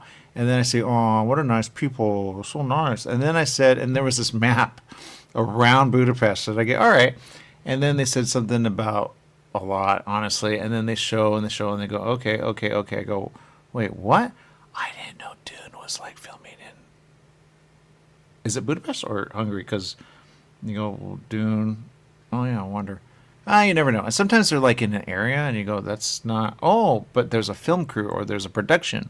And you go, oh, no wonder. And because sometimes they do the scenes. But you go, there's a lot of history there. So they take a camera, they go, got to be very careful because you never want insurance. So they're expensive, but there you go. Anyway, I know Hungary, but Hungary is like the area. Like somebody says, well, I'm not in that part. I'm in the other part of Hungary. It's like, okay, so how does that work? There's only about so many people in Hungary. It's actually not as big as but there's a lot of history. I did it and I go, that's how many? Wow. It's still a lot. But you go, if you look at the area and you look at what surrounds it, you go, I didn't know that. And I thought I knew something about, no. And then you go, well, how do you speak the language? And I'm surprised every single one of these people actually spoke the language. Every one of them did. And I said, whoa, I don't speak any bit of Hungarian, right? And there's not? No? Dude, Ukraine's right next door. And then Poland's like right, I thought Poland was closer. Did I see the wrong map? What happened? I don't really know. Anyway, I'm learning as I go. That's the problem here in the States. I saw something recently about Hungary, and I said, that's interesting. And they and then I said, I wanted to say, I don't know what's going on. I really don't. I barely know what's going on. because sometimes it kind of hides things, and you go, oh, don't know that, don't know that, don't know that. You have to say it. You have to say what's going on. I have no idea. But we're in Budapest. But there you go. So happy, super happy. All right, we have one more person, and I hate to just like run because they have it, and I think we got confused on the time, and I go, no, up to 10 o'clock, not past 10 o'clock, but well, what are you going to do? They could go on tomorrow. Yeah, we're going to be on tomorrow. I kid you not. We're on tomorrow. The whole, it's a lot. But anyway, anyone that says it's not, it is. And there you go. You know, we used to, I'm going to go back to this. I did this one time, and then they took the people from me. Please don't do this. If you do it, I'm going to. But the answer is, I did this as something I was recommended. Love you. Know who you are. And we did it with my camera guy. Awesome. And we put a part of it on radio, and then we got invited back, and we did it again. The device wasn't working that well. I go, all right, that's right. Then she brought in something else, so she kind of took it, did it, and says, you can still do it. I said, awesome, because we're the ones who started it in person, and we did interviews. Now, a lot of people do interviews, but we were streaming it, and because I had a show, I went ahead and put some of it, not all of it, because you guys cuss left, right, and center, and I cannot put that on broadcast. They were good today. They were really good. But some of the trailers are like, oh, that's a problem, that's a problem. I cannot play that. So it's you got to think you can get, if you cuss, they will fine you. And I keep saying this, but no one understands this. So online, all you want. But where we're at, do. And, you know, you never know. There could be kids in the room. You go, dude, seriously. So anyway, this year, amazing. Love it. I think, and for those of you coming back, because I know who you are, you're like, what about mine? Yours was probably amazing too. But this year, wow. I'm going to pull out something that I don't normally do, hoping that our next person comes on. Although there's a theory. They're not coming on, but they'll have to come on tomorrow. But let me pull up something that I want you guys to see, okay? And is it a favorite? All right, never mind. I'm not going to do it. Because if it did, I almost want to do this, what do you think on this? But you never know. You guys could be really mean. So just remember, they are doing it where no one else is. Because a lot of people are like, do you know how much? It's like almost $9 to fill up gas here. Did you know that? All right. So I've never paid $9. That is a breaking record. And he's like, oh, it'll go down. When will it go down? $9 is the most we've ever. I know we had a little thing where it hit 8. Should have never happened, I tell you. But anyway, now we're back up. So if we get past a certain amount, I go. If we hit 10, I'm going to lose it. Do you know how expensive it is to go anywhere? Some people are going to be like, I can't even go there. No. What? Why? I never know. Somebody says, ride a bike, you dummy. All right, anyway, we got to go. I think that's it. All right. Well, more, right or not? Are they coming? They're not coming. Are they messaging? I'm on my way. Are they having technical difficulties? I think that happened the other. No? All right, whatever.